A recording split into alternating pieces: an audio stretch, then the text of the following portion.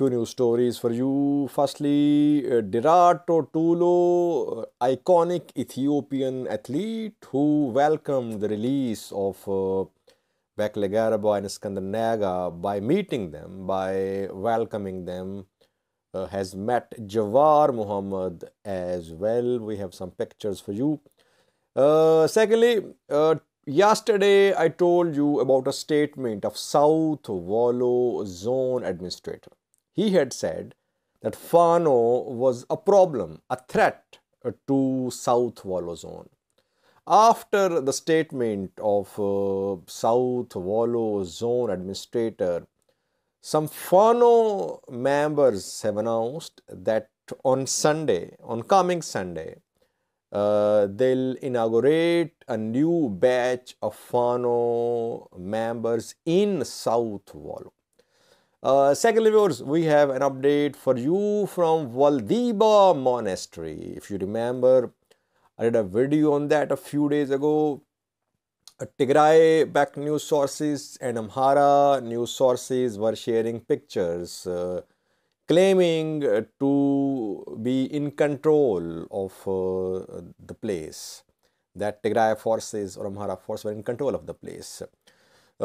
Since yesterday, some fresh reports are being shared about Waldeba monastery, where once again fighting is being reported.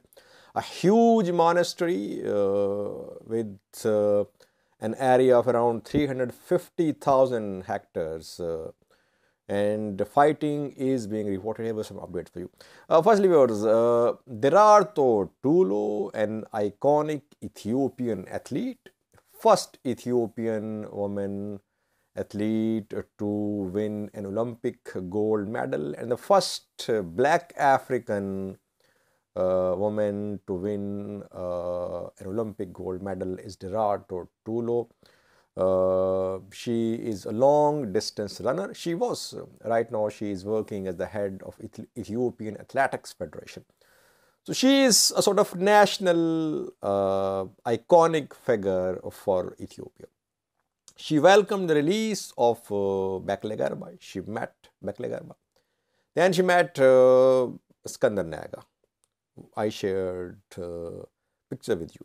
Now she has met Jawar Mohammed as well. You can see pictures of Derartu Tulu with Jawar. She has welcomed Jawar. She has been calling for the release of Jawar and Beklegarba when they were in prison too. Yesterday, I raised a question. I said, will she meet TPLF leaders? Someone said that she had already met with some TPLF leaders. We don't have any confirmation. I have not seen any pictures, any videos showing Derartu Tulu meeting TPLF leaders. These national iconic figures like Derartu Tulu, like Haile Selassie and others, they should not support any particular side. They are loved by all Ethiopians. They represented Ethiopia, not Amhara, Tigray or Oromia. So they should represent Ethiopia as well while they are in Ethiopia. They should try to bring people together. They should try to bring groups together. It's a difficult task. It's a very difficult task because they'll come under fire. People will criticize them, but these iconic national figures should play a national role, not a regional role. Secondly, viewers, Fano in South Wollo. I wrote an article on my website, myviewsonnews.net. A detailed article about Fano and its activities. Where are the frictions between Fano and some Amhara regions? I did a video as well. In the video, I told you that South Wollo zone administrator Abdul Hussain had released a statement, I think 3 days ago. He said that Fano was a problem, a threat to South Wollo zone because there was not any significant activity of Fano in South Wollo before the start of Tigray conflict. But after Tigray forces entered Amhara region, Fano entered Wollo as well. And now Fano is recruiting, it's training new members in South Wollo.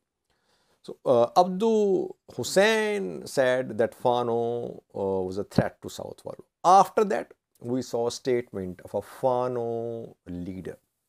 His name is Irmias Iyalio. Irmias Iyalio, a Fano leader from South Wollo. He says, on this Sunday, on coming Sunday, 200 Fano fighters, members will be inaugurated. He says the fighters, the members, they have undergone a training of around 1.5 months in Dasi. They have completed their training, and on coming Sunday, they'll be inaugurated. A ceremony will be held. Question is, will South Wollo Zone Administration allow Fano to inaugurate this new batch of Fano members? That remains to be seen. There are frictions between Fano and South Wollo Zone Administration, between Fano and Gojam as well. We have received reports from East and West Gojam that their local authorities are trying to stop recruitment and training activities of Fano militia. Fano was basically formed as a youth nationalist unarmed movement. Gradually, it has turned into an armed movement during the course of Tigray conflict, during the course of Tigray forces entry in Amhara. Fano was armed, though it is armed with small weapons, not heavy weapons. And some regions are considering disarming Fano as well. Backlash could come if attempts are made to disarm Fano. Fano wants to spread its influence. It wants to turn into a well-organized organization. So far, it's not organized. There are different Fanos. Fano of Zameen Akasi, Mes Risha, Sete, and Misafint Tisvo. There are different leaders of Fano in different areas. Fano wants to be one body with a command structure. That is why new recruitments, new organizational activities are happening in Fano. Let's see what happens on the coming Sunday, viewers. Will South Wollo Zone Administration allow this new batch of Fano to be inaugurated in the ceremony? Thirdly, viewers, Waldeba monastery, from where Tigray fighters and Amhara fighters showed their pictures a few days ago. In a video, I shared both the pictures with you. Both sides were claiming control of this monastery, a huge monastery with a land which this monastery has. It's around 350,000 hectares of land. Now fresh fighting is being reported, and some government-backed news sources say that Tigray forces have launched an attack on Waldeba monastery.